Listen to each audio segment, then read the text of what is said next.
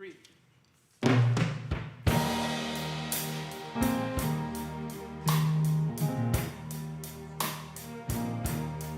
Oh, beautiful for spacious skies, for amber waves of grain, for purple mountains' majesty. Above the fruited plain,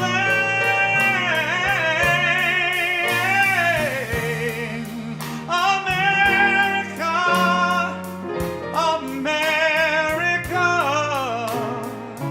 God shed His grace on thee and crowned thy good with brotherhood from sea to shining sea. Oh, beautiful for patriot dream that sees beyond the years. Thine alabaster cities gleam, untouched by human tears. America, America, God shed His grace on thee and crowned thy good with brotherhood from sea to shining sea. Oh, America, America, God shed His grace on thee and crowned thy good with brotherhood from sea to shining sea. Shining sea.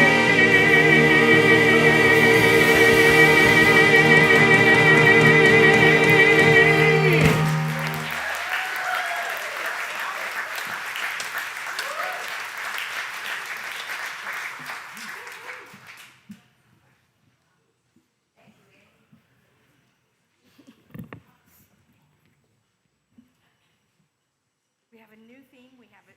Am I on? Am I on? Hello, hello. We have a new theme this month. It's the month of July, and it's called Whole, Whole, no matter what, with a W. Whole, no matter what. Hey, you know, just like the sun is shining, and even when it's raining, we know the sun is still there, right? It's like it's behind the clouds. It's behind the condition. Sun didn't go anywhere. Still there. It's whole no matter what, right? We see things change because they're conditions. Conditions come, conditions go, just like the clouds, just like the rain, just like the hail, the snow. It comes, it goes, comes, it goes. The sun's always still there. The truth can remain hidden, but it's there all the time. No matter what is outpictured, everything starts there, right? Everything starts in first cause, which is this talk, first cause. Everything begins in universal mind, no matter what it looks like. Behind everything stands the one thing, right? Everything started there. Everything starts in universal intelligence, everything. That's where the universe started. That's where the country started. That's where I started. Hey. No, maybe it's this hand. I don't remember. That's where the country started. It started in mind, didn't it? It started as an idea. Everything starts as an idea. Long before I arrived here, this was home to hundreds of indigenous nations. They knew the rivers, the forests, the stars, and they understood something many people forget. You don't own the earth, you borrow it. It's a lesson worth remembering. Then came the explorers from across the sea. They came seeking trade, some freedom, some riches. A surprising number of them thought maps were optional. Eventually, colonies grew. Then, of course, came the letter, "Dear Britain, we're just not that into you anymore." Taxes, representation, freedom. The argument turned into a revolution. It wasn't perfect, because not everybody got free. That wouldn't happen for a long time. Not everybody was included. But the idea was born. The idea was there. That people possess rights because governments, not because governments hand them out, but because they are inherent to being human. That's a powerful idea. Spiritually speaking, many believers would say every person carries dignity because every person lives and bears the image of God. So the nation would spend centuries trying to live up to that truth. Look at me. I'm a divine idea in the mind of God. That's how I started, right? And then I became an idea in the mind of Frederick August Bertolli. Then I became a reality. Thoughts are things. Here I am. Thoughts become things. All because France wanted to give a gift to the United States. And the idea for the gift was originally proposed in 1865 by French political thinker and abolitionist Edward de la Boulaye. To commemorate the U.S.'s centennial, right, 1776 to 1876, but also to celebrate the end of slavery. That's why you'll notice at my feet lie broken chains. You can't see them from anywhere except an airplane, but they're there nonetheless, broken chains at my feet. You go all the way up into the crown, you still can't see them, but they're there, I'm telling you. What else? Okay, which is funny that French wanted to give us that, because if it weren't for the Marquis de Lafayette, we would all be still pledging allegiance to the king, okay? That French army guy with all of his trucks and all of his boats, all of his boats in the harbor, if it wasn't for Lafayette beating Cornwallis at Yorktown, we'd all be British colonies. And what gift did we give Lafayette for all of that work? 200 grand in cash and 25,000 acres of swampland in Florida. Hey, I'm Lady Liberty. I tell it how it is, Yeah, thank you very much. My official title, Liberty Enlightening the World. Yeah, that's my job, right? My unofficial title, the green lady in the harbor that takes blurry selfies with. I arrived in New York Harbor in 1886, the year before Ernest Holmes was born. No French accent here, you notice? Stand in New York Harbor for 140 years, this is what happens. Changes a person, you know what I'm saying? Grover Cleveland was president. It was a gift during his presidency. Imagine getting a gigantic statue like me, 305 feet tall, as a gift. Imagine the instructions. Step 877, attach left eyebrow. What am I, a freaking Lego set? Give me a break. Americans love me. They immediately started arguing over everything. Apparently, that's part of the American culture. Right from the beginning, immigrants sailed past me. I loved that part. And they looked up at me and they thought, a new life, freedom. And I was thinking, good luck, have you met New Yorkers? People came from everywhere. That's first cause. The divine ideal. There is a better way of life.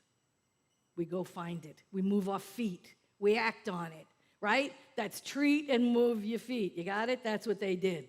The divine idea, you put a little work into it, you move your feet, things happen. Things do happen. Benjamin Harrison came into office. He took over. Nice fellow. America was expanding. Factories were everywhere. The city got even louder. Could you imagine New York getting loud? Anyway? Horses disappeared. Cars appeared. Nobody seemed to know how to drive them either. 1900s, everybody's inventing stuff. Suddenly, America had skyscrapers. Every architect was, yeah, but can we build it bigger than her? Right? More divine ideas, but not good for my self-esteem. I got to tell you that. Inventors were inventing things nobody knew they needed. Here's a telephone. What's it for? So you can ignore people farther away. Progress came fast. Unfortunately, so did conflict. Native peoples were displaced. Promises were broken. History isn't just made by victories. It's also shaped by the mistakes that we honestly must confront. Then guess what? Grover Cleveland's back in the White House again. Yeah, he came back. Apparently, America invented the sequel before Hollywood did. After that was McKinley. America started acting like a global power. Oh my God.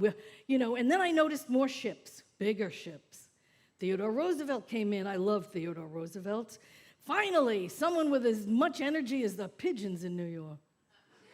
The man hunted, he boxed, he explored, he traveled continents, he built canals.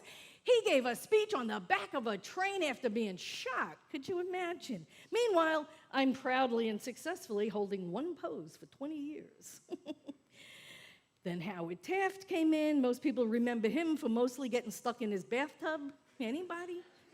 I never confirmed it because I wasn't looking that way. Hoy, Woodrow Wilson.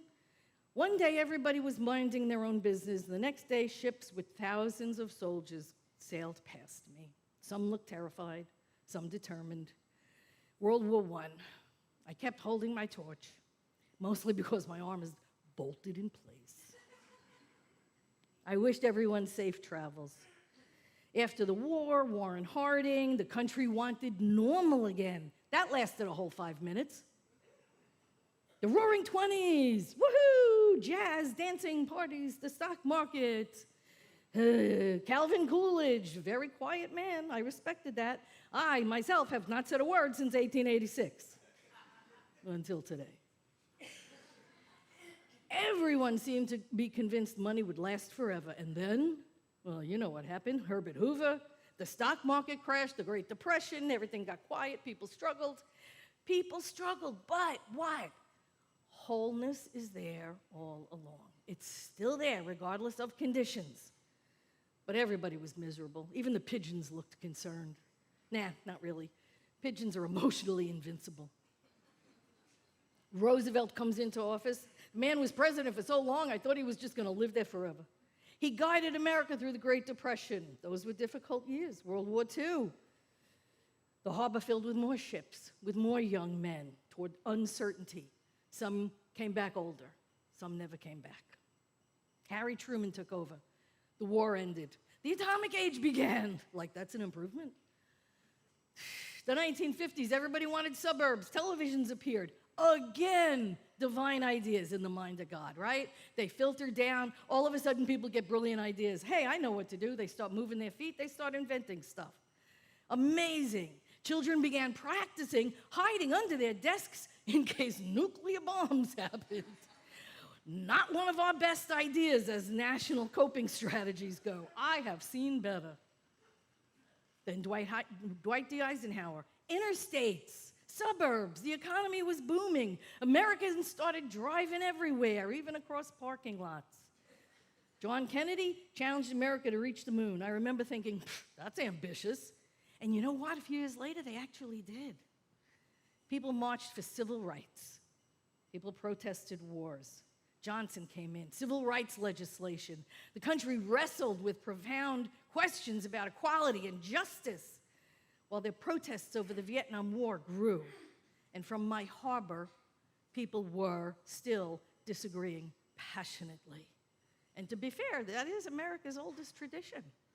This is what we do. Then Nixon came in, people landed on the moon then. I remember thinking, you people mastered leaving the planet and you still can't merge onto a highway? What is deal. Anyway, the moon landing, amazing. Watergate, less amazing. I noticed people have this remarkable ability to achieve greatness and then just as easily shoot themselves in the foot. And we got Gerald Ford, mainly because people wanted a break. America replied, hey, the best I can do is disco. Jimmy Carter, the energy crisis, inflation, long gas lines. Could you imagine waiting for hours in line for gas? Anybody? Anybody? Actually, I've seen tourists wait in line for longer hours just to see me. 80s, everything became bigger. Shoulder pads, hair. You remember the hair? Holy moly. Movies, special effects, explosions, whatever. One day, some guy walked by me with a boombox the size of a refrigerator. You remember those? Holy moly. Nobody questioned it. Ronald Reagan, the Cold War heated up without becoming too hot. George H.W. Bush, the Cold War receded. Everybody celebrated. Yay, the 90s, Bill Clinton came in. Not a joke. The internet arrived. People stopped looking at me. Instead, they're staring at these little gold screens, right? At first, people said, and this is great. It's going to help scientists. But it's mostly cat videos, let's face it. Somebody invented online shopping. Everything changed. George W. Bush. September 11th. Morning that changed New York City. From where I stood, it was all smoke, no skyline. The harbor was filled with boats helping people escape Manhattan. One of the few times in my life nobody was taking selfies. September 11th. I've watched generations come and go. That day remains the hardest that I've ever witnessed. But spirit is wholeness, no matter what, even on that day. The 2000s come, security gets tighter, tourists get more creative. One man asks me, can you move slightly to the left for my photo? I'm like, sir, I weigh over 200 tons. What are you thinking? Barack Obama comes into office. Slowly, we recover from a financial crisis. Social media explodes. Now visitors look at me through their phones. Progress? This is progress? Every 5 minutes, somebody's shouting, I gotta go put this up on my Instagram. I've appeared in approximately 8 billion vacation photos, usually with someone's thumb right over my face. Donald Trump. Politics somehow became even louder. Then came 2020. The harbor fell silent. Everything stopped. Ferries slowed. Tourists vanished. For months, it was mostly me and the seagulls. Seagulls are unbearably confident. The seagulls thought they'd finally won. They hadn't. Joe Biden comes along. People return. Tourists come back. People start asking computers questions instead of their neighbors. Artificial intelligence starts answering everybody's questions. First cause? This is awkward. I've been standing here with symbolic wisdom for 140 years. Do they ask me? No, nobody asks me nothing. Anyway, suddenly everybody's asking a chatbot. What the hell's a chatbot? Anyway. Electric cars become common. Space rockets land upright. Americans start arguing about literally everything on social media. See, some traditions never die.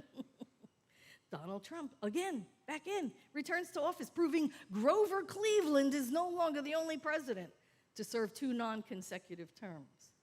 Meanwhile, America continues to innovate, invent, celebrate, disagree, rebuild, reinvent itself. That is the essence of First Cause. Delving into the universal intelligence to draw from it inspiration, to invent, to discover, to improve, to create. That's First Cause. Things change. Spiritual principles don't. The New York Yankees will always disappoint somebody. The subway still has that mysterious smell nobody can identify. And tourists still ask, can you just smile a little bit for the picture? Give me a break, huh? Excuse me, this face looked like this since 1886. I've welcomed millions seeking a new beginning. I've watched wars begin and end. I've seen airplanes replace ships, skyscrapers replace skylines, paper maps become phones, horse carts become self-driving cars. I've stood through blizzards and hurricanes and ticker tape parades and blackouts, New York celebrations, and through it all, I've held the torch high, mostly because if I put it down, somebody will make a condo out of it. Every morning, another ferry arrives. Someone points at me and says, "Wow, she's smaller than I expected." I'm like, excuse me, I'm 305 feet tall. You are just standing farther away than you think. I've watched millions arrive, countless departures, tragedies, protests, and ordinary Tuesdays. Empires rise and they fall. Technologies change, and yet every day, somebody looks up at me with hope. Also, every day, some seagull tries to poop in my crown. What are you going to do? History is majestic. Nature is deeply committed to keeping us humble. And within spirit is knowing itself as life. Within everything is spirit knowing itself as life. Little Emma Lazarus wrote this about me. She said, "Not like the brazen giant of Greek fame, with conquering limbs astride from land to land. Here at our sea-washed sunset gates shall stand a mighty woman with a torch, whose flame is the imprisoned lightning, and her name, Mother of Exiles." Isn't that grand? She goes on to say, from her beacon hand glows worldwide welcome. Her mild eyes command the air-bridged harbor that twin cities frame. Keep, ancient lands, your storied pomp, cries she with silent lips.